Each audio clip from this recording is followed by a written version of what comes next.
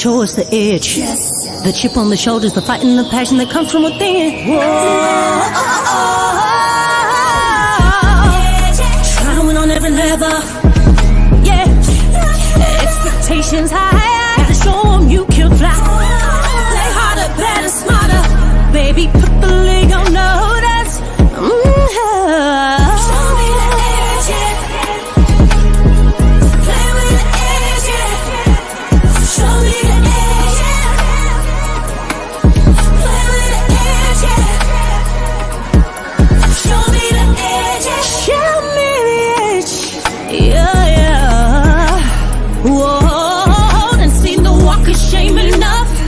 Wanna see the walk of winning, time to come up and bring out the outlaw. Don't every play, every possession. How bad you want it, love, do you want it all? This ain't a blood of love, built for something greater. Attacking all obstacles, coming for the ring, my precious. You got the juice, the will, the heart, the fire. Show them the proof, show them the it shall be done. Show me the edge, yeah, yeah, yeah. Play with the edge, yeah. Show me the edge, yeah.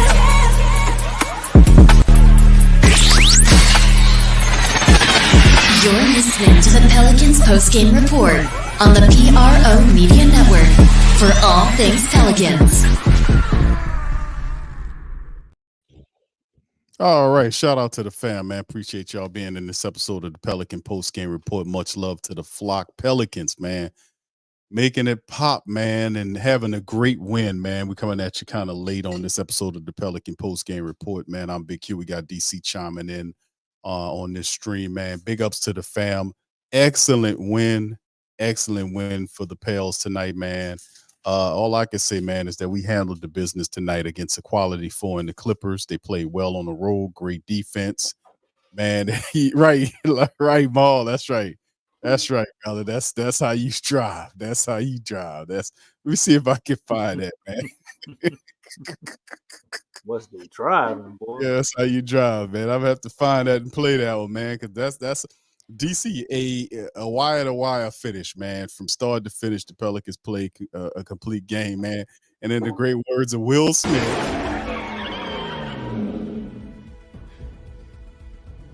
now that's how you supposed to drive. From now on, that's how you drive.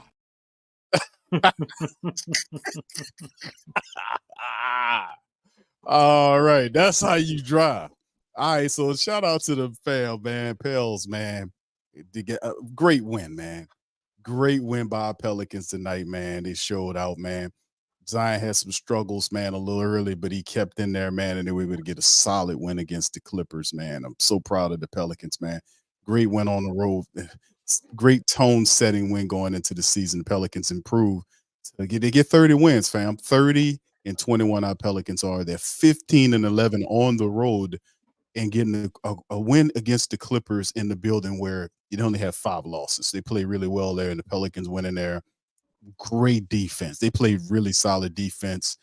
And so many people play great defense. Dyson Daniels was special. Love what he did tonight. How he played. Jose Alvarado came in there, gave us some quality baskets. CJ McCollum was special. Just all around great contributions from our guys tonight, man. Making it happen. BI early on, and then later on we got Zion cooking in there, and he made it pop. So anyway, welcome to the stream, fam.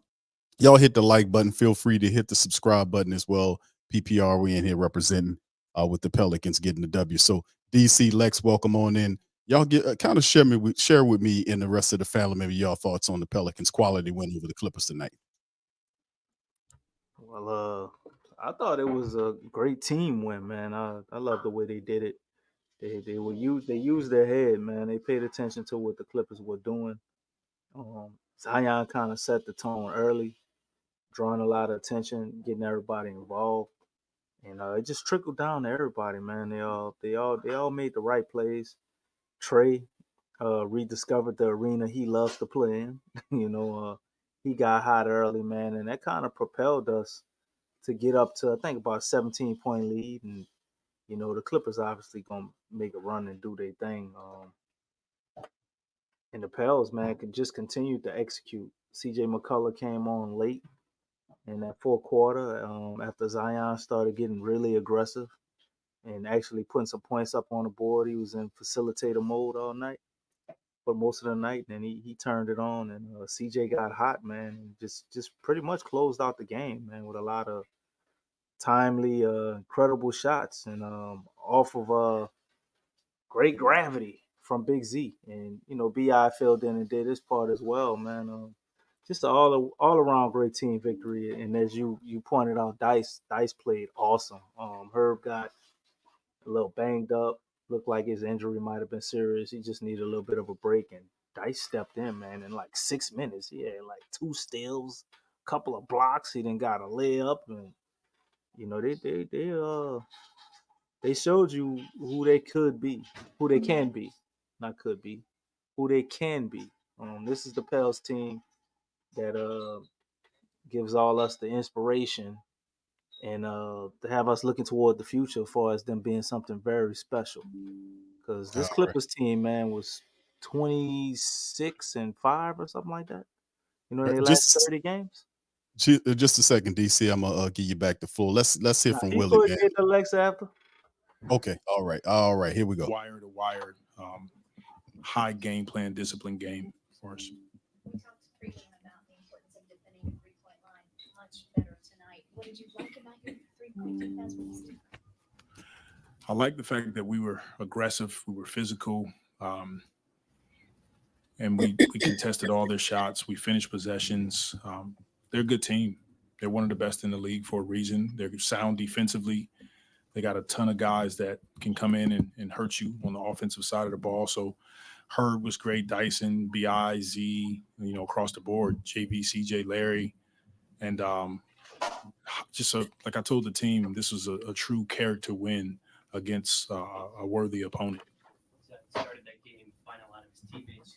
Second half, took over the score. Just what do you think about his overall night? I love his patience. He did a great job finding his teammates. He missed some easy buckets at the basket that he would normally make, but he just stayed with it. And eventually you could see him start to get into a bit of a rhythm in the second half, and we just continued to go to him. Yeah, did you guys come in tonight thinking we want him to initiate more, or was that just how the game went? We did, and we do. As we're figuring out our team, we're a really good offensive team to start games when we give the ball to Z. And then now Bi is getting open shots, CJ is getting open shots, and they got to take them. And then as the game progresses, Brandon will get it, CJ will get it. They'll run some pick and roll. We'll run some sets for them. But Z does a great job of setting the table for us early. This is something we've been talking about for a while, not wanting to win as the point guard even this year. Was there something specific you guys saw that made you want to start leaning in that direction more? Yeah, it was harder for teams to help when he has the ball. You got to make some choices. Are you going to help off CJ? Are you going to help off Brandon?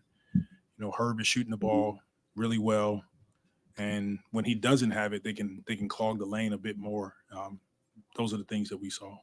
Just the defensive effort tonight, Herb, Dyson, Holland, Kawhi, and PG, the way you guys did. Just what did you see on that end that allowed you to be so successful? Those guys were dominant defensively, and that's what they're capable of doing. Dice and Herb switching screens, physical, blocking shots, igniting our break. Two young perimeter players that defensively they can pretty much guard anybody in the league, in my opinion. Going back to see how much does having kind of that chemistry with CJ that he's developed kind of make it even tougher to defend him when he's running the point guard, to be able to, if you double him, find CJ the way he did a couple of times tonight? It's tough, man. It is tough. When he drives with the force that he does, the defense collapses, and you got CJ, Trey, Bi, whomever else. And, what we all love about Z is his ability to make the pass on time, on target, and is right in the pocket, and guys are ready to load and shoot, or they're shot faking, driving, we're respacing, and we're playing from there. When wins against top teams this season. What do you think that means in the grand scheme of things? Say that again. The group has gotten a good amount of wins against top teams in the league this season. So I was wondering, what do you think that means in the grand scheme of things? It's a bit of a measuring stick. You know, you want to see how you match up with the best teams in the league and what you're capable of. And tonight was a step in the right direction. It was a character win against one of the hottest teams in the league right now. And the hope and goal for us is to build on this momentum. Any early word yet on JV? Not yet. No word on him other than contusion, I think. So we'll see how he feels. And just what were you thinking? Just seeing some of the effort plays that Herb made tonight, kind of the one we sprinted back in transition and stole the ball. A couple of times where he sprinted to the corner when you guys were helping middle. Just the amount of effort he played with tonight. For sure, Herb was great. When you're playing against the best teams in the league, it's a multiple effort game. Who can get 50-50 balls? Who can dive on the floor? They were doing it. We were doing it. And when we come out on the winning side of that, it gives us opportunities to win games. And Herb, there's no quit in him. I don't care if you think he's out of the play, he's going to continue to fight and try to do something to help make winning plays, and that's what he does. Without giving away any trade secrets, how do you go about formulating your game plan? Do you all start as a group together? Do you start individually and then get input from others? In terms of putting together your game plan. What game plan? For your for the game matchup. Mm-hmm. Yeah, we look at it as a group, and we'll have some coaches that's kind of leading the charge, and they lead us down different roads, and we come together and decide this is the matchups, this is who guards whom, and we watch film on it and study it. And at the end of the day, in this league, you end up guarding everybody because it's a lot of switches defensively throughout the course of the game. Yeah, sorry about that. I didn't. I wasn't clear. I'm sorry. All right, thank you. All right, Willie, man. All right, so fam, listen, this was fantastic. We're gonna bring Lex in momentarily, man, but I just wanted to run over some stat. I want to stat prattle right quick like Mickey does, but except coherently. Pelicans 53.4 shooting from the field tonight. They were 37.5% from downtown, but really, really fun watching the Pelicans. They had 30 assists, and you know how they feel about 30 assists, having that many, but 13 steals tonight by the Pelicans. 13 steals, 20-10 on fast break, and 54-38 on the points in the paint by the Pelicans. They never trailed in this game. It was a buy up as much as 17.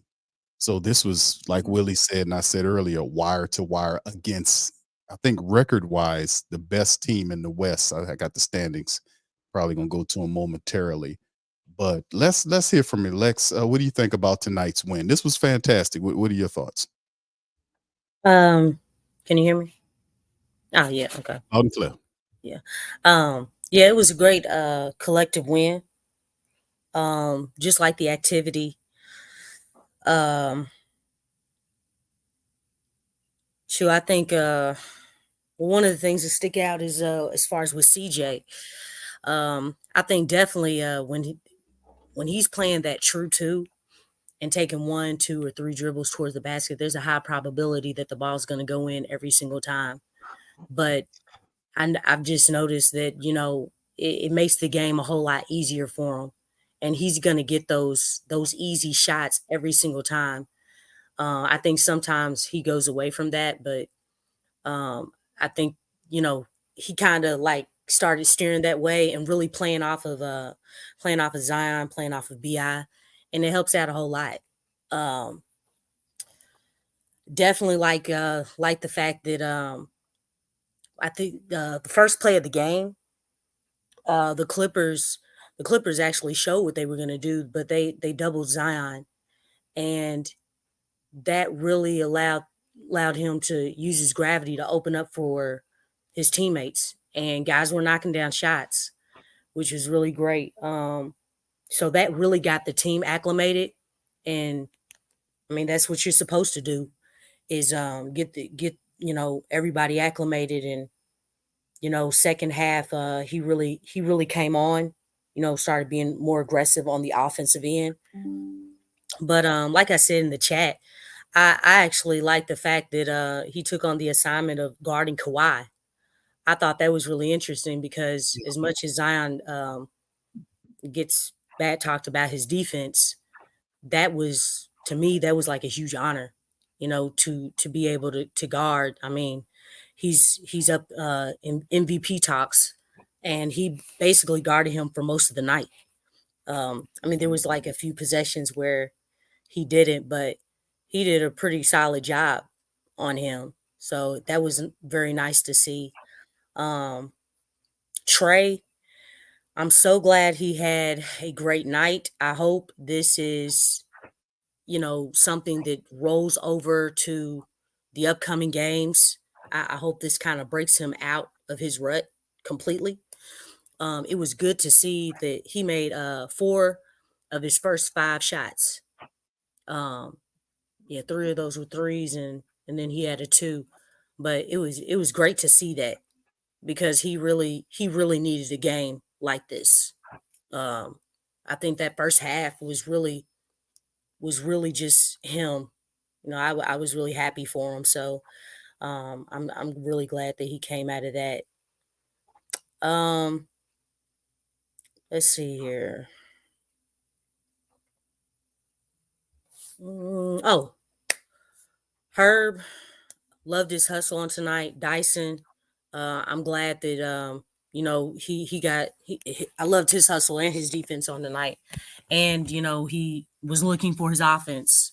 Really got out in transition.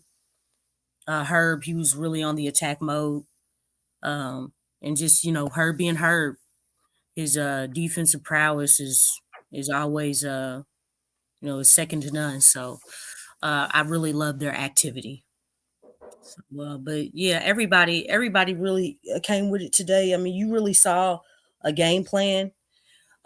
Still not in love with the rotations, but um, Willie was fighting. He was fighting himself, and as far as his tendencies. But it was good to see that the game plan was really solid on tonight. And I'm glad, just the adjustments were made correctly, um, for the most part. Yeah, Lexxah, I got to give it to you, man. I mean, tonight, man, this is what we talk about. Like the Pelicans, you made mention of the Zion Williamson taking the challenge against Leonard. The Pelicans have a quality win against, watching a national crowd seeing the Pelicans perform. And that's a bit of a change versus what we usually see. We'll play some of our other games, and we do our thing, but when we get in front of the crowd, we have these letdowns. This kind of put the Pelicans on the We got map. an opportunity on Friday. That's right. We got Oh yeah, I hope they Buc- thinking about that in season game because it's yes. still on my mind. Well, we I'm not letting. I ain't letting that go. we played the Lakers since the end season game, I think, and we beat them. Okay, and we Yeah. still mad. Okay, all right, we, all right. we still upset. I respect it. Yeah, we gonna use that, and like Jordan said, and I took that personally. Okay, I mean, yeah, we need. I don't want this team to ever forget that game. Every time they play the Lakers, they need to think about that game. For real. Hey, well, you're right. I'm still kind of upset, and we did beat them by 20 points the last time we played them. Nah, we still need to beat them by what 60? I said 60. Yeah, And and to be honest with you, fam, the Lakers play tomorrow against the Denver Nuggets, and then the Pelicans on Friday. So they have a back-to-back against the Nuggets, and then the Pels. That could bode well for the Pelicans in LA. So I mean, listen, things are starting like DC. We talked about it pre-show about how things are finally starting to, from a schedule standpoint, kind of go in the Pelicans' favor. So I mean, we just got to come with it against the Lakers and represent and do what we're supposed to do. Now, of course, we know the trade deadline is going to happen tomorrow, so we to see what we look like after the fact. But a few things shaking right there. But before we even get into any thoughts on that, let's kind of move away. And I would love to stay on this Clippers game, man, for real, but just kind of late in the game. But let's kind of run right into this Lakers matchup here. Lakers are winners of 3 in a row. Like I said, they have Denver Thursday night, us on Friday night. Going to be a difficult one, but what do we need to do? We don't need no motivation to play against the Lakers after what they did in that first matchup. But y'all give me y'all takes on what it'll take for us to take the Lakers down once again. Lex, start with you. I'll be pissed off. Come in like you got something to prove every single time. I mean, anytime you play the Lakers, I mean that's it's almost they're a popular team. A lot of mainstream media love this team. You can go on a press play.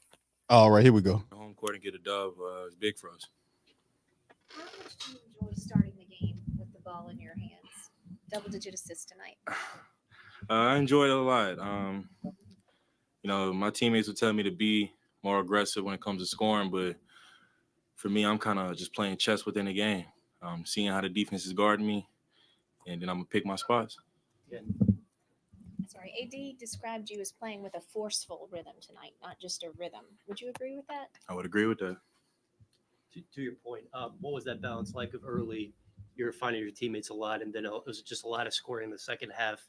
How did you decide, I'm going to pick my spots here and things like that?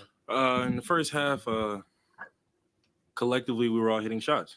The team was hitting shots. Our Trey was hitting. B had it going. A few of our role players really had it going. So there was no need for me to force scoring. But, Coach kind of talked to me and BI about in those moments, you got to know when to take the game over. So when I felt like it was that moment, I started being a lot more aggressive with scoring. Was that a combo y'all had at halftime? Just a combo we've kind of been having over time. Coach always says he feels like me and BR are the best duo in the league. So if we really want to get there, we got to know how to take games over. How does your mindset kind of change when you kind of analyze the game and say, okay, I got to be more aggressive. I got to start scoring more.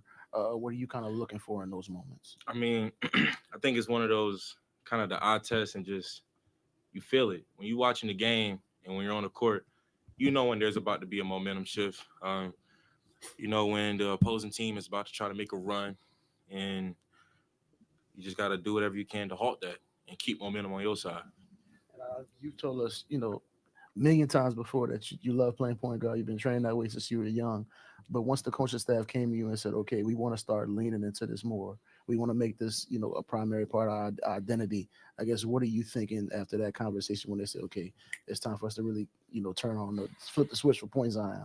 I'm glad that they trust me to do that. Because we have some good ball handlers on this team. So for them to trust me with that role does mean a lot. And, they trust me to make the right decision, but they also trust me to be me when that time is right. So, like I said, me and BI just got to continue to get better. And those moments when it's just time to take the game over, but we got to execute it. You had mentioned playing chess. Can you just elaborate on that? How did you grow from that to actually study the game and knowing when to pick your spots and what time to be aggressive and things of that nature? I know there are times where if you watch it, it feels like I'm not being aggressive, but that's not the case at all. My movements are aggressive. I may not score. I may get a open shot from my teammate, and whether they're making it or not, the defense at some point has to respect that I'm making that pass. And when the game opens up, or like I said, when it's time to get to it, I'm going to get to it. You and BI, how important is that, that collaboration with you guys, what I'm saying? Like just being two young, guys in this league, how important is that to have that type of player with you as you guys develop? I mean, it's amazing playing on the court with BI. That dude's amazing. I mean, he does a lot of stuff where it looks like a tough shot, but for him, that's just another practice shot. And we just kind of know when each of us is in a rhythm and it's like, nah, you got it. And some nights B will be like, nah, Z, you got it. So, yeah, our chemistry is growing because we've been playing on the court a lot more together. When you kind of get into that aggressive mindset, how much does it kind of make it easier for you that you have CJ as that outlet? There was a few times where they sent the double, you kicked it to CJ, and he hits the open three. Yeah, it's kind of one of those pick your poison. I'll kind of tell CJ, Hawk, Trey, whoever it is on the court, stay right there. So if they send a double team, then I'm going to make the right play and kick it out to my shooter. But if they stay on the shooter, then I can go one-on-one. No problem. You guys have a great night. All right. Shout out to Zion, man, putting in that work tonight, man. Like Willie gave him some credit, man, because Zion, to be honest with you, struggled early on, but he stayed with it, man. He stayed with it. And man, BI was They chest out fantastic. there within the game. You heard him. Yes. Yes. He man, let me tell you, bro. It was just BI was fantastic, man. And then CJ was doing his thing too. CJ hit some really back-breaking shots that He really closed took the things. game out, man. He Right. just But he go Trey, fam. Let's And you guys certainly handled your own business tonight. What was that matchup like for y'all, and what got you going? I would just say let's start set the tone. Herb Jones set the tone defensively, like he always does. And, he makes it tough on their opposing guys. So I think it's really a credit to him. We come in, our second unit, we're supposed to push the pace, defend at a high level, and really just change the pace of the game. So I think when Herb sets the tone like that, it makes it a lot easier for us. BI and Z had more assists than the rest of the team combined. When they're doing that, how does it open things up for y'all, and how important is it for everyone else to be ready for that? It was important because, we watched the last game that we played against them, and the ball was a little stagnant at times, especially when you play a team that switches 1-5 with 5 good defenders out there. You don't really find like an advantage. So that's when it gets to one-on-one ISO ball. And tonight we didn't do that. We just kept moving the ball. We kept getting into slips and different actions in order to, throw off their switching. Urban Dyson, even by their own standards, seemed really disruptive tonight. Just what do you think about them as kind of a defensive duo? They're great. I mean, that's just what they do on a nightly basis. They defend at a high level, and I'm definitely not surprised by it. But Dyson had 4 steals. That's tough, and 2 blocks, 6 stocks right there. It's pretty impressive. I can't lie. Yeah, I mean, that Clippers team has as much offense as any team in the league. How locked in, how focused were you guys as a team just overall on the defensive end tonight? Everybody was really locked in. And once again, Herb Jones started it. He's an all-NBA defender. And, he sets the tone. Like I said earlier, he sets the tone for us. And, we just try to follow along. Was it for you just to knock a couple shots down in that first quarter after you came in? It was cool. Definitely. I think it might have been the first time I hit consecutive threes in a row in a very long time. So, I think all it is really just continue to chop away, carry water, just continue to stay within my routine, not get too high, not get too low, and understand like it's going to get back to where it's supposed to be. I know that I can shoot the ball with the best of them, so I'll get there eventually. I just got to keep shooting. And what's it like just kind of seeing Zion kind of read the defense and kind of figure out when he needs to make the pass, when he needs to be aggressive, kind of seeing, him kind of process that information throughout the course of the game? No, it's great. I mean, you're seeing him take that superstar leap. A lot of guys come into the league that have that power and that, offensive prowess that they don't really have to pass too often, and they just, get to their buckets and stuff like that. They make that offensive leap when they start getting their teammates involved, because then guys have to be a lot closer to their man. So now you have a lot more space to attack. And so I think he's really figuring that out. He's starting to direct the offense. There's been a lot of times where he's told me, just go up high slot. Like he'll be in the middle of the play, like pointing me to the high slot, because he knows they're not going to help as much. And if they do, it'll be a 3. So you can just see his maturation process as the season progresses. Hey, was it important for y'all to have a game like this against a real championship contender when y'all kind of struggled in the last couple of times y'all saw a team at that level to perform the way y'all did tonight? No, absolutely. Playing number 1 team in the West, you got to get up for those games. And, with our past history, haven't been too good with, those teams that are above us at the time. So getting one of those wins definitely helped a lot. Appreciate y'all. Yo, the vocabulary in there today was great.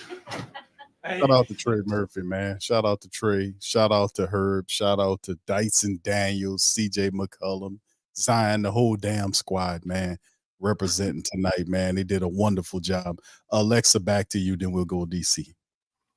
Oh shoot, I lost my train of thought. But what, what was the question? Look at them notes. Look at them notes you got. Oh wow. Okay, well I'll go to my notes. Shoot. Oh, DC been holding that one, man. Oh, man, let's be coming with it. I ain't trying to throw no shots. No, but I mean we stopped to watch the interview. So what was your question, BQ? We was talking about the preview for the upcoming Lakers game, you know. Oh, okay. Right. Thank you. I appreciate trying to it. be messy. DC, why you trying to be special? I'm trying to You sweeten know the what I'm pot, DC. Cut it out. Sweeten the pot. Hey, that's you with all that sugar, bro. You cook with sugar. I don't do that. But yeah, anytime you play the Lakers, you got to come with it. I want them to be focused, just like they were in this game and more, because this is 4 games, 4 wins in a row. Like to definitely make it 5, but not just 5. It's like not having a drop off. You know, coming into the game with a lot of energy, match the intensity. I don't care that the fact that they're playing Denver the night before. I don't care about that. You need to step on their necks, step on the gas, keep your foot on the gas, and, you know, really go in on this team. Like you have a vendetta against them. We need to start playing like at a higher level. And I think by showing how they come out in this game is really going to contribute to how consistent this team can be. You know, you beat the number 1 team, even if they were the number 1 team just for 24 hours, it still doesn't matter. The Clippers have been playing well. They've like their record since December 5th is ridiculous. Like these guys have really found themselves. And so we beat a really good team, but it doesn't stop here. Like you have to bring this same type of intensity and mindset to any team that you face. You know, whether it's a lower tier team, a mid-level team, or just, you know, another a high seeded team. But yeah, this is definitely something to help build the consistency and just continue to play at a high level. You know, like tonight was a good night to go off of because we went from, you know, beating the Toronto Raptors, came in with a strong mindset, strong game plan, beat the Clippers. Let's keep it going. Let's keep it going. Like, why not? Like, it's time to put this thing together. And this is what we've been waiting for. So I hope it doesn't stop at 4 wins in a row. But I think the biggest thing for me is just having that consistent play and not having a drop off at all. Indeed. DC, what do you think, bro? Man, I think the Pels are on the right track. 4-game winning streak, right? They just beat the number 1 team in our conference. They beat the previous number 1 team in our conference in the Timberwolves. On ESPN, they said it's because they're coming off a long road trip. But, you know, when we come off a long road trip, that shit don't matter. So I'm proud of them right now, man. They're sitting 6th in the standings. You saw Willie making adjustments. You know, Willie and the fam making adjustments tonight, man, and reacting to what was going on. But I do understand that Willie Green has, I believe, spent some time around Ty Lue. He always coaches well against him for some reason. But going against the Lakers, man, this is another challenge. We've had a lot of these Lakers games where we didn't show up, and then we had other ones where we do and drop the ball at the end of the game. one such player is on our team that caused us the L from the Lakers, and Mr. Matt Ryan. Would have been nice to see him play tonight, but hopefully, I guess we gotta wait. I think the Pelicans' main thing though is what we're seeing with Zion and Bi. I'm seeing more and more and more of those guys playing together, creating plays for one another, starting to play more off of each other. Along with mixing CJ in that mix, man. What was it? I think the previous game when Bi had 41. Beautiful pass he had to CJ, man. CJ caught the ball while he was still moving. Like the pass went the perfect spot, pull up, bam. CJ number one in the league and pull up threes. They got a lot of things going right. We played tenacious defense, but our Achilles heel is still rim protection, and that brings us to the Los Angeles Lakers. What are we gonna do to slow down AD? We are the team where he formerly played. He always plays us with a vendetta. We call him Mr. Glass and all the stuff about him being injured. And those things are true and very funny. What they call him, what Charles Barkley call that boy, man? Street Clothes Davis. Street Clothes Davis. They had another acronym for AD and all of that. Day-to-day Davis. You know what I'm saying? But when he's out there, man, the dude is a problem. And we know LeBron presents a whole nother challenge as well. They're on a 3-game winning streak. Like Lex said, they're coming off of playing the reigning champs. But ain't none of that gonna matter. They always get up to play the Pels. So will we rise up to the challenge? Will we remember that 40-point ass whooping we took in the in-season tournament and show up? But I think if we can see any variation of what we saw tonight, because that game when Zion hit the game winner against the Spurs, I thought that was a light bulb moment for him. And I'm hoping that the 41-point game for BI was a light bulb moment of shooting more threes. And if those two things are true, man, I think we might be finally witnessing them kind of turn that corner to them beating teams that they're supposed to beat. And at the very least, showing up and competing against the top teams in the league. Playing the top teams in the league, obviously you're not going to win all them games. But there's no excuse to show up and lose by 20. That can't happen. And I don't think that'll happen with the Lakers. But we got our work cut out for us with them, because in order to beat the Lakers, man, we got to find a way to slow down AD. We cannot let them dominate the paint, man. You already know going into this game, the foul calls are going to the Lakers. We know this. I see the mentality of the Pels. They try to get the whistle. They argue with the ref. They kind of finding that balance of not arguing too much and playing their game and playing through the contact and still making shots, even though we all know they get fouled. There ain't no way in hell B.I. should have had one damn free throw tonight. Come on, man. Zion, they definitely always leave a lot on the table for him. But we still finding ways to play through that so that they're adjusting. Now, this Lakers game, this is going to be a whole nother dynamic, man, because, Lakers, it ain't nothing for them to get 34 free throws, So if it's one of those nights, what you going to do then? So the main thing, I think they got to guard the paint, man. Big V might be banged up, and Larry wasn't doing a great job of that tonight, in my opinion, in the second half. So we really got to have a good game plan, man, to cover up our deficiencies there. But looking at it, Anthony Davis is day-to-day, and so is LeBron day-to-day. But we know goddamn well LeBron ain't. We going to fall for this? LeBron be listed as out. And then They do this all the time. They do this every single game.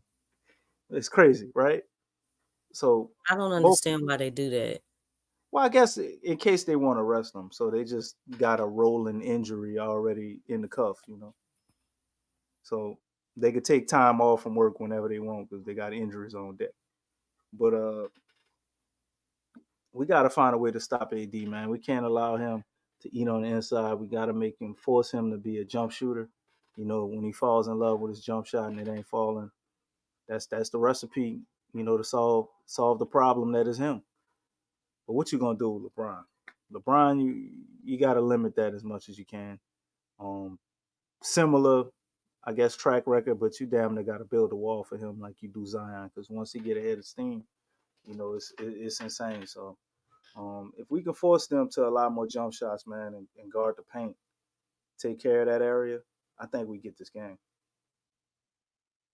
Yeah, DC 4-game winning streak for the Pelicans heading to this matchup on Friday against the Lakers. Like we said, they'll be on the back-to-back. They have Denver tomorrow, then the Pelicans on Friday. And Pelicans, if the Pelicans bring their A game, man, and play with some semblance of what they did tonight, they could get the win. It's not, unbelievable that they can't beat the Lakers. The Lakers are not world beaters. They've won 3 in a row, and they've been looking pretty solid as of late. But they're a beatable team, especially how the Pelicans have been playing. If we can kind of just take what we have here and manufacture and bring most of this stuff that we played with tonight into that game, we can very well beat them. And then we have Portland and then Memphis after that. So the Pelicans, at the end of the day, they could push this streak up to seven games before they come back home against the Wizards. Yeah. So I'm still shooting for 10, Big Q.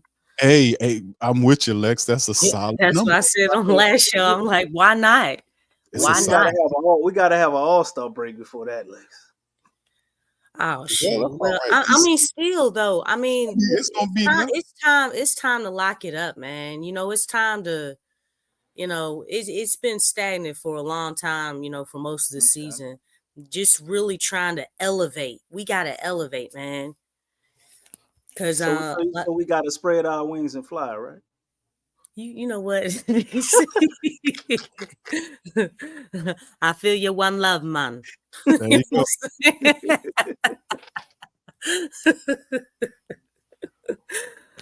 I'm just saying, the Pelicans got to take off, man. Then maybe we can swoop down and get some. I mean, yeah, because we got to like. We got to grow, man. Yeah. It's like, look, we don't need to make this team a secret. You know Shout what I'm out saying? to you, yeah, we don't see us lose another game before the All-Star break. Very well said. Go ahead. I'm sorry, Lex. Oh no, I was just saying, like, we don't need to. We're not, the Pels are not a secret, and we don't need to act like that this team is a secret. Like, we need to break out, like, and make statements, man. I mean, we don't need to wait, because showing the consistency in regular season, it allows people to be like, oh man, not just a sleeper, but man, this Pelicans team, ain't nobody gonna want to face this Pelicans team. Mm-hmm. If they can start showing that, hey, we got to take these guys seriously because they coming. You know what I'm saying? I just don't like that secret stuff. It seems like, oh no, we're not ready to break out just yet. No, come on, let's go. You know what I'm saying? Like, fans have been waiting for this. I mean, everybody's healthy. We can't keep saying that everybody is healthy and it's like, okay, well, why don't we look like we're healthy? You know what I'm saying? So just trying to time to elevate and get things going. Like we're really making progress in things. Right, man. I'm tired of them referring to us as a lazy boy. We ain't no goddamn sleeper. Man, ESPN was disrespecting, man. Not be sleepers no more, but to etch it in stone. You're right, Lex. We got to make a statement, and I think the Pels have actually made a lot of statements. We've broken franchise records this year. We blowed out. Probably has some of the most blowouts. The lead, though. You know what I'm saying? No, I know, but the only way you make a statement during the regular season is to go on a long winning streak. similar to Yeah. what the Clippers did. You know, they won almost Exactly. 15 games or so in a row, and they got everybody attention. We got to do the same thing. 4 games ain't enough. You know, beating one tough opponent or contending opponent isn't enough. You got to do it. What, Lex? What's the C word? Oh, consistently, my There you brother. go. There you go.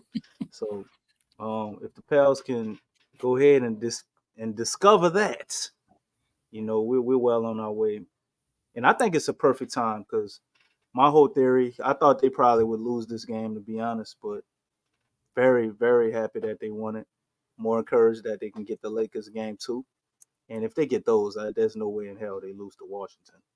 So, I think it'll be a perfect time to maybe go on that streak because you'll have they'll put you at 6-game winning streak, and you'll go into the break. And the Pels, for some strange reason, man, I think they're gonna play very well coming out of the All Star break. I think they might get a chance to install more things. There's no lag with them playing an All Star game, right? We ain't got nobody in an All Star game, so they got they break, they weekend, they whole time to try to figure out ways to get better. And I think it'll benefit us. Willie Green will make all his adjustments. You know, those 10 game adjustments. You know, they got a lot of time to look at some film and figure out some more things. I know I'm stepping out on a limb. I don't want to say I hope. You know, I'm in remission of that. No longer doing hope, you know. But after the break, I believe, I think You we'll say you're no see. longer doing Hopium DC? What are you doing? Hey, let me finish. Okay, my I think He's doing love. we would we will see more Jordan Hawkins. Will Same we? similar way we did with Trey. Or Ray Allen didn't play tonight. you could throw He didn't want Steph to go off.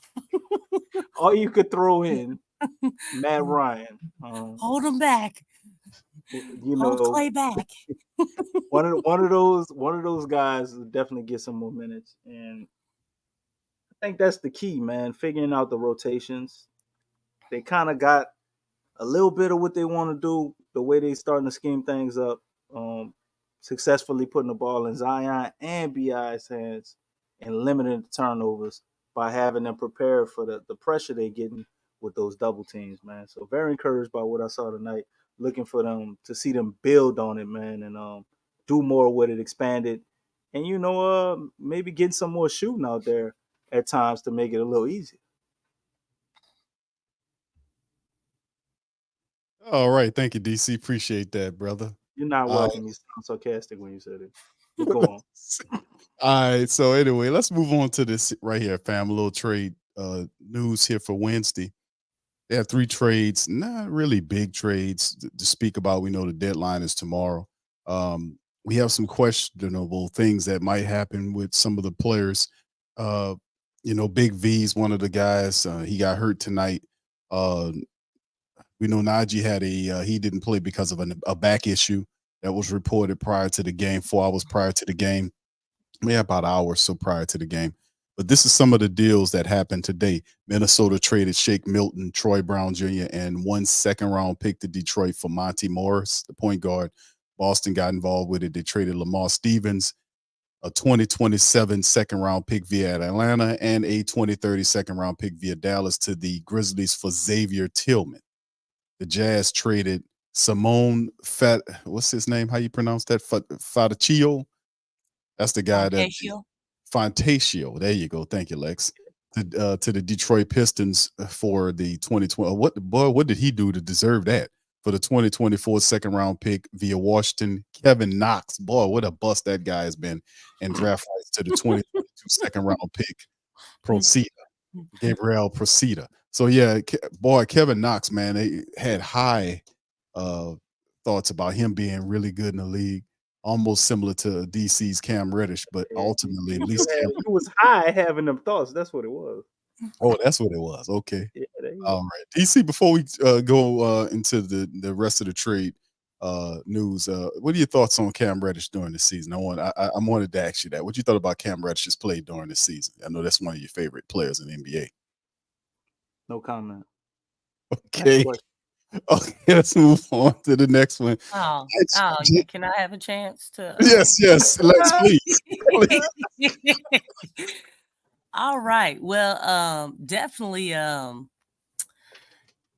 Cam's defense is what has allowed him to stay afloat in the league. I mean, obviously, offensively, it's not the greatest, but by him playing with a guy like LeBron and LeBron trusting him to take, last second shots or things like that, it's really boosted his confidence. But definitely defensively, he's really showed, promise there. And that may be the very thing that keeps him in the league. But still, just consistently from an offensive standpoint, it'll keep him cheap. So I think he'll be out on this game, Lex. He didn't play. I don't think he played the last game, and they're saying the stats for this game. I don't think he played the last game against the Pelicans, and they're saying he might be out on this game. But then again, we'll see for the Pelicans because you're right. His defense, he has been playing a lot better for them. But that's one of DC's favorite players, man. He loves Cam Reddish. Oh yeah, I know. I mean, Cam Reddish, man, like the dude is actually nice. I don't understand why he's not DC playing to I don't think Big Q like what you're saying. Huh? No, I'm saying like it's just weird. Like I don't understand where his game went. Like, Anthony Edwards. Anthony Edwards gave Cam Reddish a lot of props. He said that they asked him, I want to say they asked him in high school, who is the most talented person that you played against? He said Cam.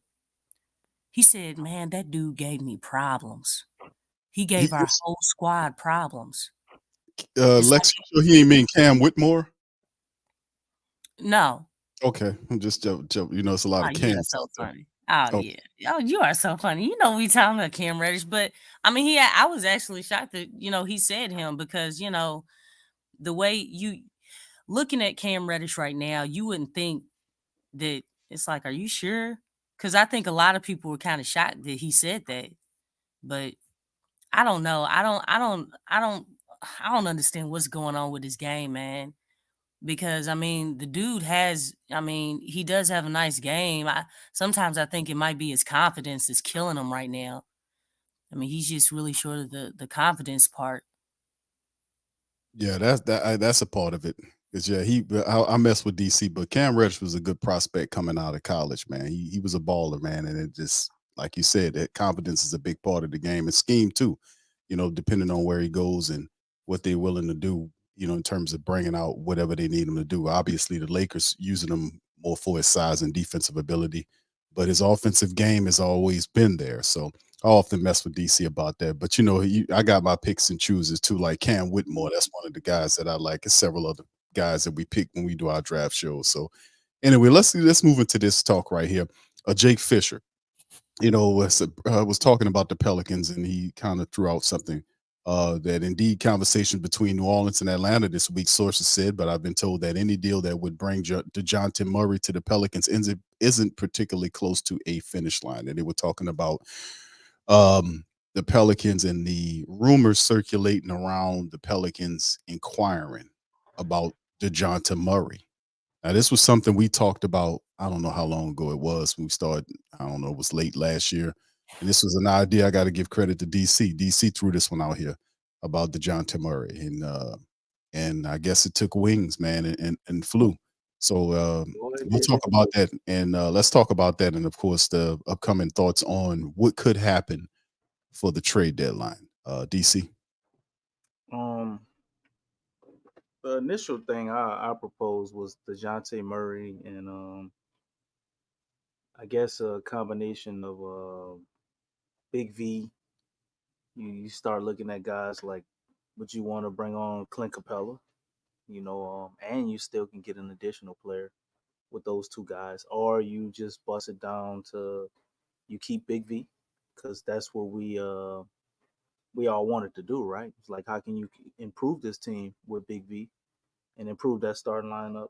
It would be to move on from CJ McCullough, with DeJounte Murray. There is negatives to that though, so it's like, it obviously would impede you right now. I don't think at this current state right now, since I made that statement, to right now getting DeJounte Murray and giving up CJ McCullough, I don't think it makes us a better team immediately right now. But looking at the way the money shakes out, it ensures that we can keep everybody together, including Big V, Trey, Herb. Probably could even keep Najee at that point if you did that. So if you want to keep a team together, not move any of your core, including a lot of your role players, you could do that. DeJounte Murray would definitely bring more facilitation. He's also a solid 3-point shooter. I think him being a bad defender is a little bit skewed because he's playing on Atlanta, and if you just go look at Atlanta's defensive statistics since Trey Young has got there, they're all horrible without DeJounte Murray. So is his lack of defense a lot to do with system they playing in? But you got somebody who's I think 5 or 6 years younger. He's making half the money, and you got him on that contract for 3 years. So definitely think it could be something the Pelicans are entertaining doing, as well as, if you're really being honest, they could get DeJounte Murray without even giving up CJ McCollum. But that requires you to give up, obviously, Big V, and maybe somebody like Najee and another player, or Dice, and more importantly, they're gonna want picks. So we won't have a problem in that department. But I don't know, man. I don't think the Pels are gonna pull the trigger on this one. I would be a little shocked if I saw them do that. But I think moving to the future, this could actually be something that'll work out very well. But just like when we got CJ, it's still, it's like a learning period, man. I think it'll set you back in the current from the way you're playing. But who knows, man? Could figure it out quickly. But you got a dude who's 6'5", very tenacious on D. You have him out there with Herb Jones as spurts. So if you don't give up Dice, could you imagine him, Dice, and Herb? You got a dude who actually has offense, but can be very tenacious defensively as well. So I think it's a good guy to look at, and they really just trying to give him away for nothing. Seems like them just trying to get rid of him. He's not having the best year, but I mean he's in Atlanta, man. To me, Trey Young is, I guess, kind of similar in a way to Luka Doncic, in they kind of limit other guys that have, I guess, skill sets at least remotely close to theirs. Look what Jalen Brunson did when he got from up under Luka. Trying to think who else went to Atlanta. I know I'm missing somebody that was what Atlanta got from over there and played pretty solid. So I think DeJounte Murray could easily revert back to what he did with the Spurs. But my only, I guess, knock on him, or have me looking at it like, is just him off ball, man. What we would lose that we've been able to get with CJ, the way he's playing off ball, man. But I definitely like DeJounte Murray, and I think for the future of the Pelicans franchise, this would be somebody you would want to get if you could get him without giving up too much. Yeah, it's a wonderful idea, DC. I don't know if it'll work. I know this is just them inquiring about what they want for him, but I mean he's fantastic, man. I mean he plays both guard positions. He operates as a point guard. He could distribute the ball, over 5 assists, and some of his best. I think, what was it for? He's doing that with Trey Young too. 5 assists, man, with Trey Young. Right. When he was right, exactly. And one of his better years, DC with the Spurs, he was averaging over 7 assists, 7.1 to be precise, and he's shooting right now 37% flat for Atlanta. It's not setting the world on fire, but it's actually, but like I said, he's a big guard that can play the positions, and it definitely makes the Pelicans a very interesting unit. But let's talk big man. Let's go to the big man side of things. That seems where the Pelicans want to reside. Um, let's get some calls on that. Lex, tell me what you think about it for your feel right now with Valanciunas right now. And I had this discussion with my father the other day.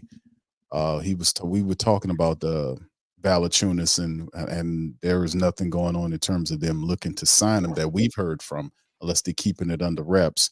But of course, we know most people want Val to stay because he's played really well. But the Pelicans haven't exhibited that. So, give me your thoughts on which big man that you think the Pelicans. I heard somebody threw out. I think Fisher threw out something about Isaiah Stewart, but I think Isaiah Stewart is hurt right now.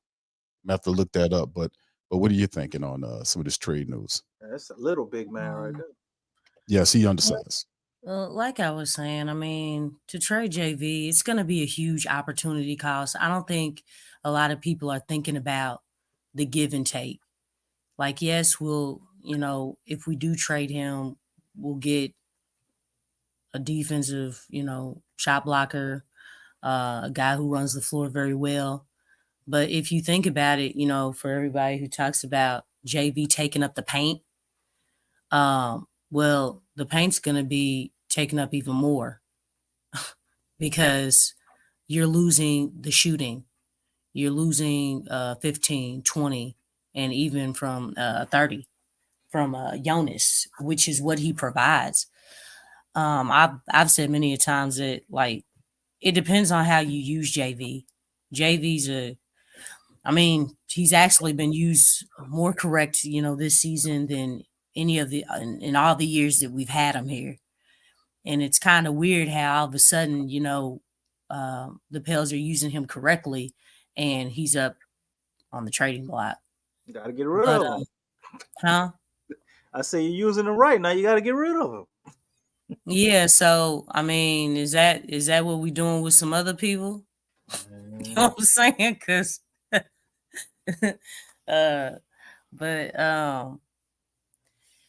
yeah, I mean, Isaiah Stewart isn't that guy for me. If anybody, I know a lot of people were interested in Nick Claxton.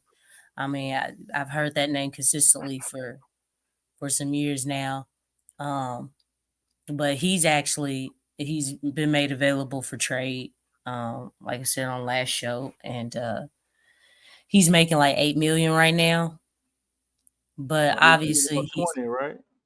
Yeah, he's hoping for that type of, and I think maybe another reason why the Pels want to get rid of JV or trade him is because of the age, getting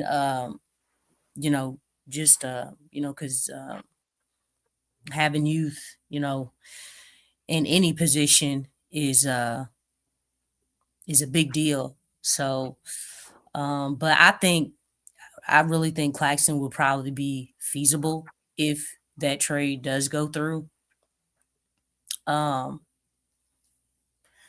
think I did want to say on DeJounte real quick is that I think in that system with Atlanta, it's really different, and kind of in a lot of ways it's similar to how when John Collins was there. John Collins, he was improving his game, but like you were saying, DC, I think Trae Young, because he's just so ball dominant, it kind of dumbs other players down who are really trying to have an impact on the game. Mm-hmm. And I think that's kind of like what happened, because John Collins was getting his shot together. But, you got to think, when DeJounte was with the Spurs, he was handling the rock. He was running point. and he gave the Pels problems. Like, Yeah. he was that guy distributing basically what, kind of like what Trey was doing. But if we did trade for him, I think he would actually have the opportunity to run point because, to have a little bit of what he did with the Spurs, but at the same time, he could definitely play off ball. So, because obviously the point Zion, it really works.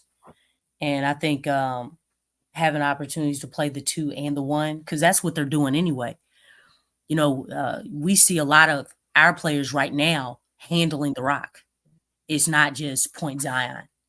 And so he would actually have that opportunity because that's been the whole game plan like all season. So I don't know. I think if we going back to the big, I just want to point that out. But going back to the bigs, I would want to get some height. That small ball type big man. I'm not I mean, we already have Larry Nance. Now, unless we're giving up Larry Nance for somebody. Stewart, I think you probably would have to swap Nance. Yeah. So if we did that, I would want to get height. You can't teach height, man. You really can't. And not only that, I mean, if you look at what the Celtics just did, they just picked up Xavier Tillman. Well, guess what? They recognized the problem when the Pels were playing them. What problem was that? They were getting beat up down low. That's the only the only reason why we didn't win that game is because we didn't continue to go down low. They couldn't do anything with the Pels. So they went out and got a big man. You know what I'm saying? Legitimate, to beef up their front court. And that was a really good move. That was a really good move because they didn't need a big time, big man. You know what I'm saying? They just needed someone who was solid enough to hold their own down there.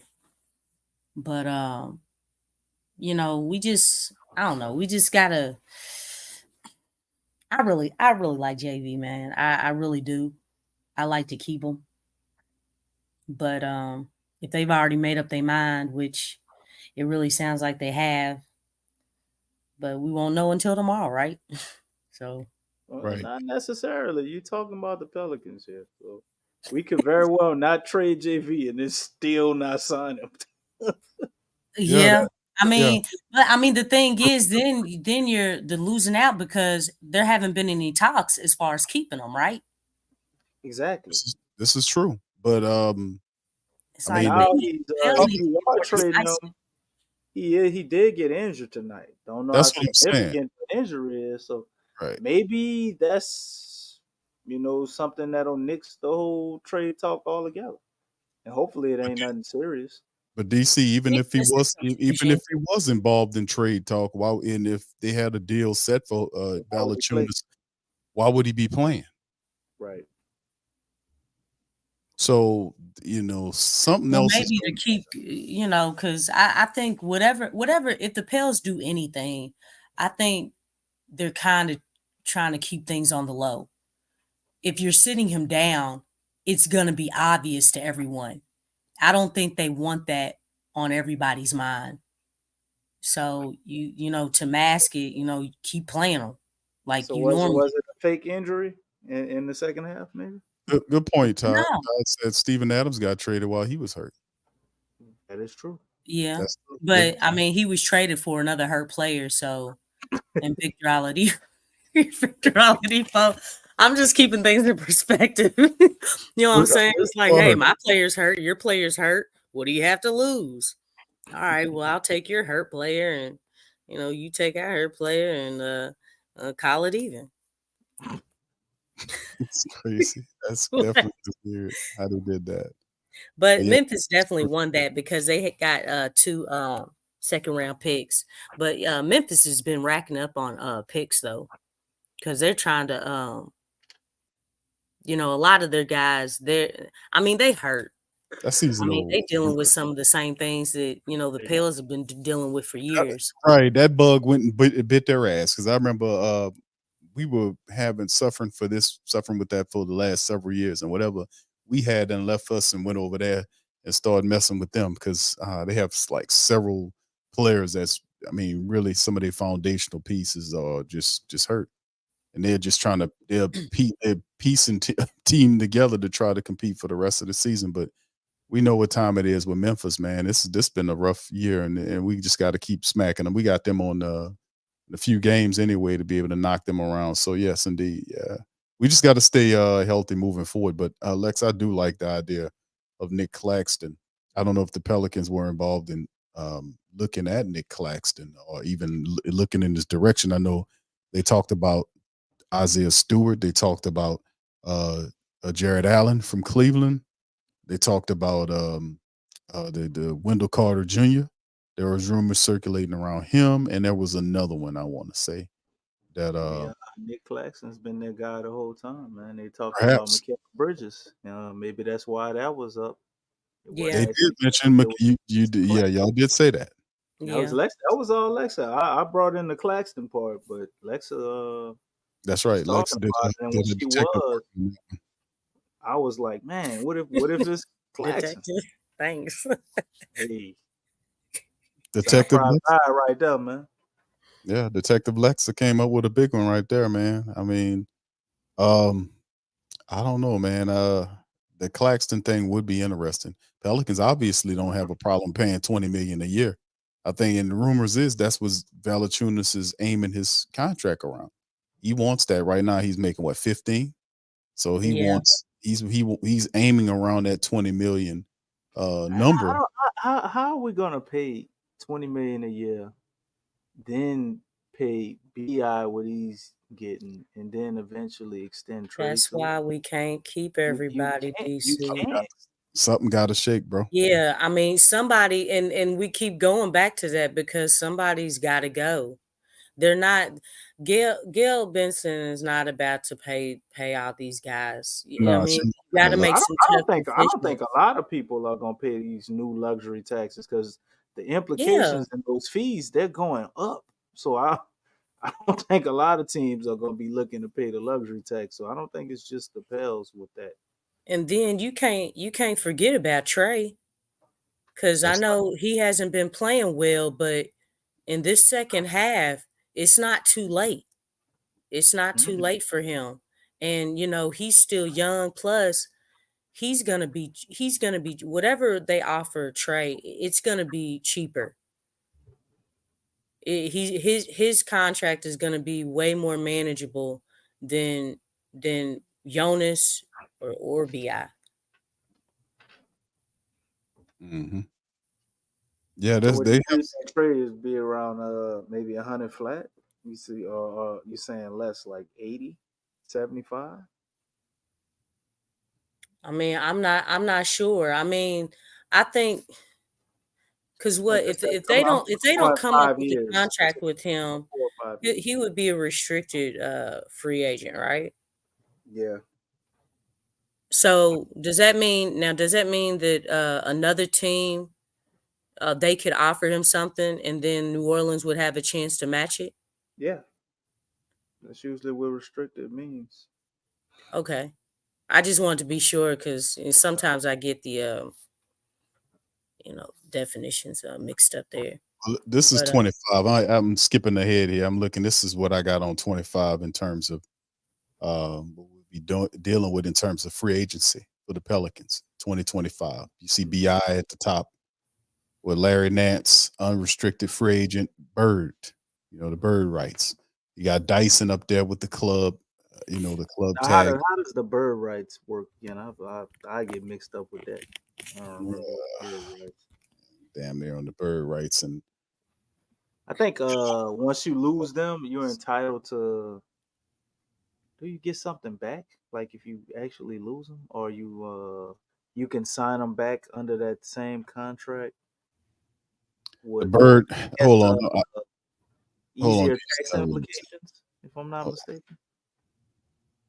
Okay, qualifying veteran, free agent exception, aka the Bird exception. A team may re-sign its own free agent to a contract with a first-year salary up to the maximum player salary if he played for the team for some or all of each of the prior 3 consecutive seasons, or if he changed teams, he did so, or it did so by trade. Now, hold on, let me open that article up. Hold on, I should have shared that with y'all. Hold on, so everybody can be very clear on that.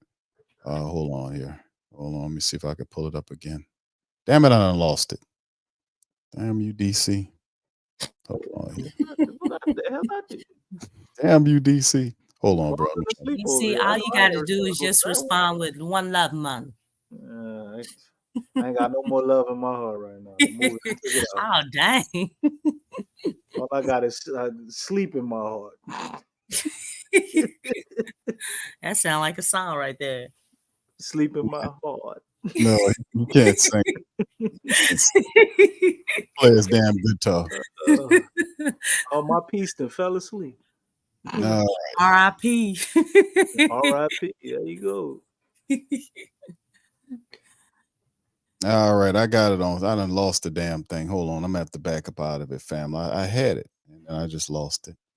DC said I'm falling asleep. But anyway, here's a quick breakdown of it. Qualifying veteran free agent exception, aka Bird exception. A team may re-sign its own free agent to a contract with a first-year salary up to the maximum player salary if he played for the team for some all of each of the prior 3 consecutive seasons, or if he changed teams, he'd do so by trade or. And then I click this and this is coming directly from the NBA website. Okay, and there it is. 11 types of salary cap exceptions that are viable to NBA teams. These exceptions allow teams to exceed the salary cap, and as are following: qualified veteran free agent exception. Here it is. He changes teams, or he do so by trade or by assignment via the NBA's waiver procedures during the first year of the 3 seasons. So I don't know if that cleared up anything, but but a team may resign his own free agent to a contract with a first year salary up to the maximum player salary if he played for the team for some or all of the 3 consecutive seasons. Yeah, it sounds like basically what I was thinking it was. Like you have a chance to sign that player back.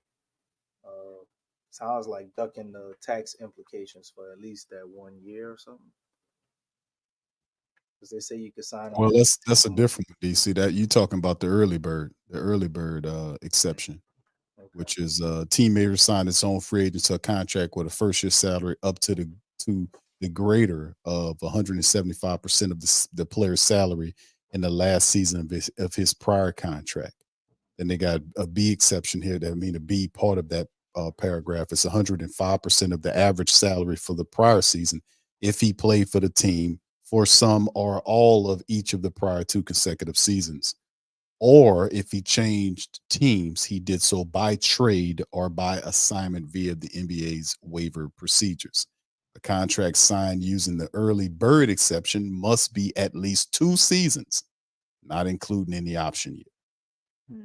Then it's the non-bird, which a team may resign its own free agent who is neither a bird nor an early bird player to a contract with a first year salary up to greater of 120% of the player salary in the last season of its prior contract, 120% of the player's applicable minimum salary for the current season, or C, if the player is restricted free agent, his qualifying offer amount. So bird exception, early bird, and non-bird. Those 3 exceptions. And of course, they go to the other stuff here, DC. We use it biannual and all this other kind of stuff. We're not gonna get into all that right now. But yes. But anyway, tomorrow is the day, man, where we'll be able to see exactly what's going on with our squad going into the future. And of course, yeah, we talk about BI, we talk about in the 2025 year. We know it's basically Jonas's time. We want to see what's going on with that. And where that ends up happening. We see Najee Marshall here as well. So yeah, questions with Big V and Najee It'll be interesting. Boy, I just love how Najee been playing this season and Val's been playing. I hate to break it up, but like y'all elegantly placed it out there, you can't keep everybody. And some tough No. decisions have to be made, man. So we'll see what the Pelicans do tomorrow, man. We being selfish, man. We denying Najee the chance to ball.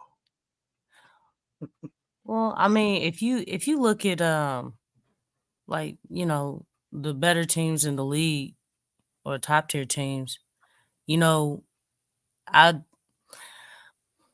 they've been better than the Pills for the most part as far as the way that they've been playing, but even they're making changes to their rosters and they have a solid roster.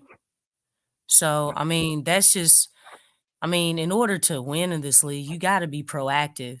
That's why you can't fall in love with players because it's like the goal is to try to win. I mean, it's a business. And I think sometimes, like, with the Pels, I think they're really trying to push, oh, we're a family and different things like that. That's great, but it's still a business. And so, you gotta try to find ways to get better. And if you're not being proactive, then that means you're being reactive. And if you're being reactive, then that means you're falling behind. And so that's something that the Pels don't want to do. Because while these teams are always changing and adjusting to get better, because a lot of these teams they're aggressive on trying to win that championship. It's like, so again, it's almost like, well, what are the Pels trying to do? And if you ask a fan, it's like, oh, I want to win a championship. You know what I'm saying? Now, obviously, I don't think it'll happen this year, but the goal is to really make progress and make strides to that goal. Because I feel like that time is now. Like it's time to make moves because look at the West right now. I mean, there's well, before tonight, but there was 4 teams tied for first place in the West. Look at the little group that we're in. You know what I'm saying? Like, look at how close these games are. I mean, it's just it's not a huge gap. What that right there tells me that it's open to anybody. Like, the Pels really actually have a chance, and it's like, look, don't look down like, oh, we'll get it next year. We'll get it the year after that. Oh, no, we'll look at 3 years down the road. No, it's like there's a possible chance that you can get a few pieces, to help us win and get in the now mode instead of let's wait and see. Let's wait some more. You know what? I think we'll wait another year. Why? It's close right now. And not to mention, guys are healthy. So why not? Indeed. We gotta stay ahead of that thing, man. And you're right, Lex. We our ascension, watching the Pelicans, our ascension was kind of robbed from us because of the injuries. Like we seen over the last several years, they put this team together and the injuries robbed them of having a chance to play on the court. This is the first year we've actually seen them play as much time together as they've been playing. Prior to this, it was all in theory because Oh, we couldn't get them here, so we didn't have that because we got a physical therapist. That's right. Shout out to Amy. She was sitting out. Finally. Yes. And then we get After another all one these next year. We should be unbeatable. It's crazy, man. Insane. In-house. That's insane. But anyway, yeah, shout out to the fam. Appreciate y'all being here. Y'all do me a service, man. Hit the like button, hit the subscribe button. Yes, indeed. One of the family members did. Dan mentioned Carlo Metkovic, who the Pelicans planning to bring over to. We'll see how they work him into it, man. But yes, something's going on. His move from Europe here now, and the Pelicans trade rumors around Jonas and what they do there. I had this. That we'll see what happens with that, man. But this was something that came from Yahoo Sports. They made mention of the fact that about the potential trade or just what it would take for the Pelicans. And DC talked about it, that they really not asking for a ton of stuff for him. They want several picks, first-round draft picks. Pelicans do have a lot of picks, so they can throw that in the deal. But what players are you adding? Obviously, they made mention of Valanciunas, and they said perhaps a player like Dyson Daniels. They don't believe that the Pelicans, and I would definitely say they won't turn over Herb Jones or Trey Murphy or Jordan Hawkins. So if you give them a starter like Jonas and perhaps Dyson Daniels and those picks, could that be enough for DeJounte Murray?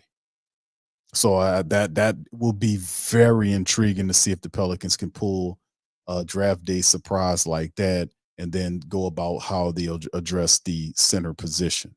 Like I said, I don't know. We'll see how it all shakes up, man, and how it goes and how Metkovic fits all into this whole little circle of confusion, man. So we don't have to wait long to get the answers to some of these questions, family. Like I said, man, at some point, the Pelicans realize, man, that we got to make a move. We got to do something, but we'll figure that out tomorrow, man. So listen, fam, that's all we got for tonight. We appreciate you guys staying up late with us. Please feel free to hit the like button, hit the subscribe button. By all means, feel free to share the show on your social media feed. PPR, we in this thing representing the number one independent, longest running Pelican pod in the building. We do this. 117-106 Pelicans taking care of business against a very good Clipper club out in their building. And of course, the next matchup is Friday against LeBron's Lakers. And Anthony Davis and them on the second of a back-to-back. So for them, that'll be fun as the Pelicans might have an advantage there. We'll see. But anyway, shout out to the fam. And listen, we're going to pop up. Perhaps we'll do something. I'm going to see if I can get with Lex and DC and see about if something happens with the Pelicans, we'll pop up and see maybe see if we can do a stream tomorrow to recap if the Pelicans go based on what they do tomorrow. We'll see what we can do here. But anyway, y'all hit the notification bell, hit the like button as well. And we're going to holler at y'all on the flip side. Y'all get y'all some rest. We're going to see y'all later. Much love and go Pels. Show us the edge, the chip on the shoulders, the fight and the passion that comes from within. Whoa. Trying on every level, yeah. Expectations high, gotta show 'em you can fly. Play harder, better, smarter. Baby, put the league on notice. Show me the edge, yeah. Play with the edge, yeah. Show me the edge, yeah. Play with the edge, yeah. Show me the edge, yeah. Show me the edge, yeah. Whoa, done seen the walk of shame enough. Wanna see the walk of winning, time to come up and bring out the apple. Don't every play, every possession. How bad you want it, love, do you want it all? This ain't a blood on bluff, built for something greater. Attacking all obstacles, coming for the ring, my precious. You got the juice, the will, the heart, the fire. Show 'em the proof, show 'em the it shall be done. Show me the edge, yeah, yeah, yeah. Play with the edge, yeah. Show me the edge, yeah.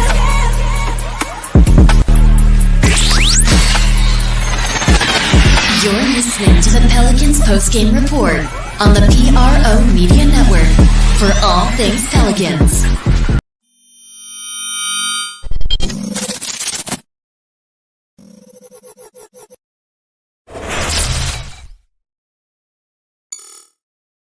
TheWhoThatDaily.com. That's right, TheWhoThatDaily.com. Your one-stop shop for everything New Orleans Saints, New Orleans Pelicans, LSU Tigers, even the top flight boxing news. So if you're a Who That and you're looking for a place to stay up on your team, TheWhoThatDaily.com is your site. TheWhoThatDaily.com for the sport Who That in all of us.